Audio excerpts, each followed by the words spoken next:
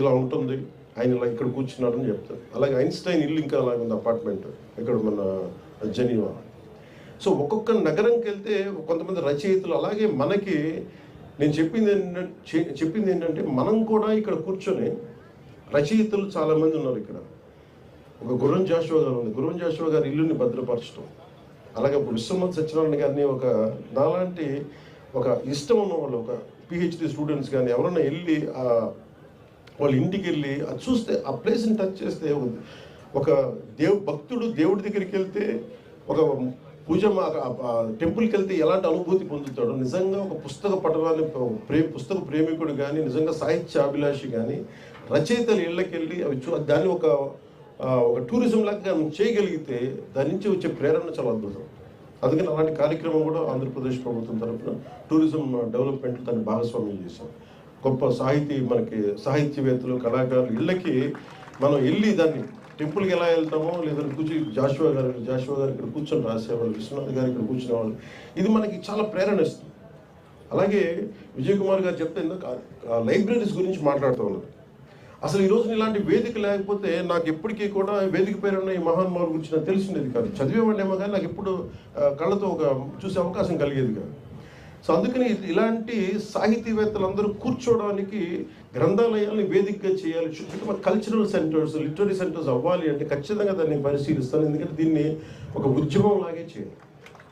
ఎందుకంటే మనం 2047లో ఒక అద్భుతమైన ప్రగతి చెందిన రాష్ట్రం అవ్వాలి అంటే మనం కూర్చొని జ్ఞానం ఉన్న సమాజం లేకపోతే, సాహిత్యం మీద ఒక బలమైన ఒక అవగాహన ఉన్న వ్యక్తి సమూహం లేకపోతే మనం ఏమి చేయలేం.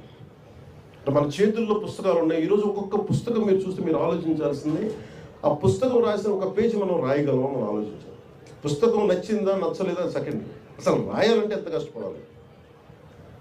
భాషలో ఏముంటుందని, ఉచ్చారణం ఏముంటుందని, మనం మాట్లాడేటప్పుడు తప్పులు దొరలకుండా, రాసేటప్పుడు తప్పులు దొరలకుండా రాయాలంటే ఎంత కష్టపడాలి. ఇది మనం అర్థం చేసుకున్నప్పుడు ముందు చాలా గౌరవం పెరుగుతుంది రచయితల. అలాగే తర్వాత మనం నచ్చినాయిగా అది మనం ఎలా ప్రభావితం చూపించినాయి. శ్రీశ్రీ గారి మహాప్రస్థానం కానీ ఒక్కొక్క రచనలు, అలాగే ఎంతమంది కాంటెంపరీ రచయితలు మనం అర్థం చేసుకోవచ్చు, వాళ్ళ దృక్పథం అర్థం చేసుకోవచ్చు. ఇవన్నీ మనకి మనస్ఫూర్తిగా మీకు జ్ఞానాన్ని పెంపొందించేది ఇలాంటి బుక్ ఫెయిర్స్. అందుకని మనస్ఫూర్తిగా నేను మరొకరు అందరికీ ధన్యవాదాలు తెలుపుకుంటా ఉన్నాను.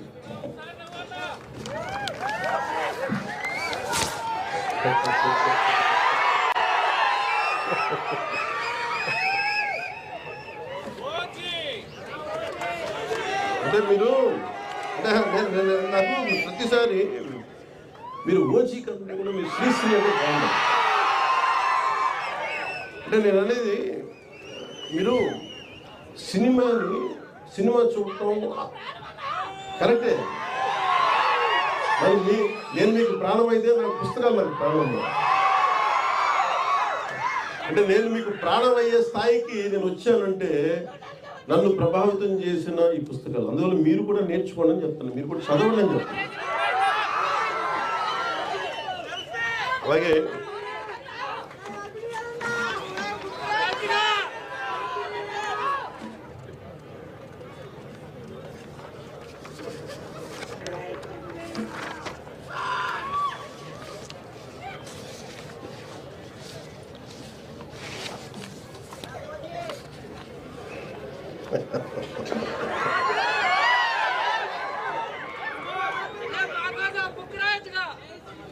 అంత జ్ఞానం ఉండి వాడికి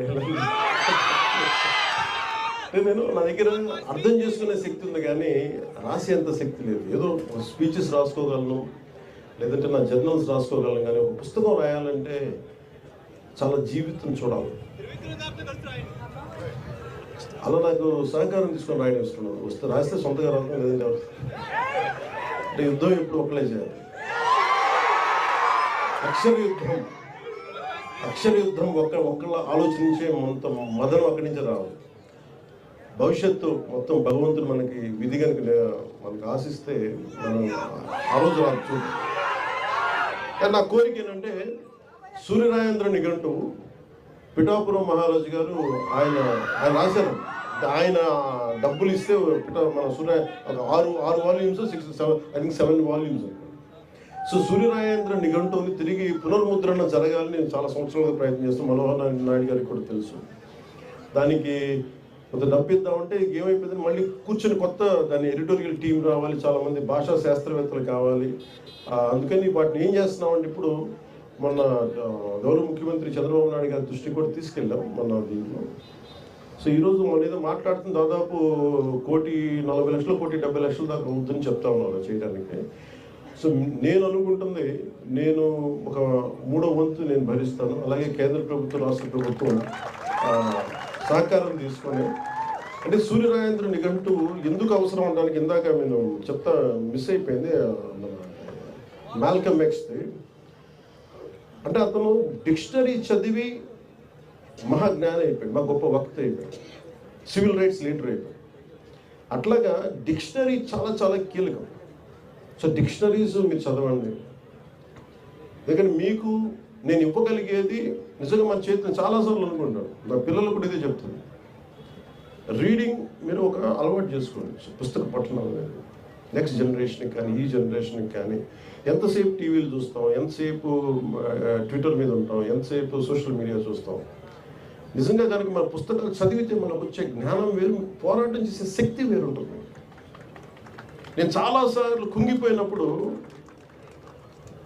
ఒక శేషేంద్ర నాకు ఉత్సాహం ఇచ్చాడు, గుంటూరు శేషేంద్ర.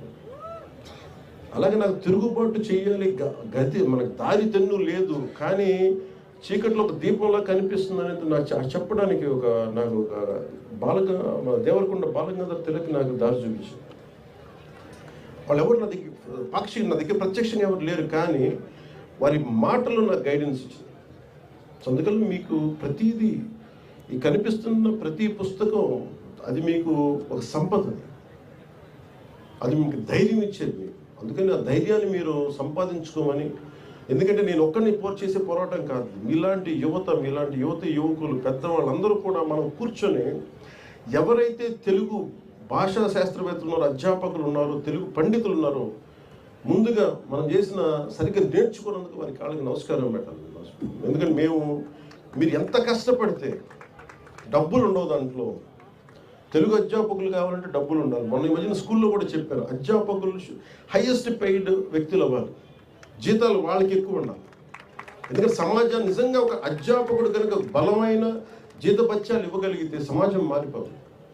ఆ విధంగా నేను కోరుకుంటా ఉన్నాను, అలాంటి జరగాలని చెప్పి. మనస్ఫూర్తిగా నాకు ఈ అవకాశాన్ని ఇచ్చిన ఈ మొత్తం ఈ బుక్ ఫేర్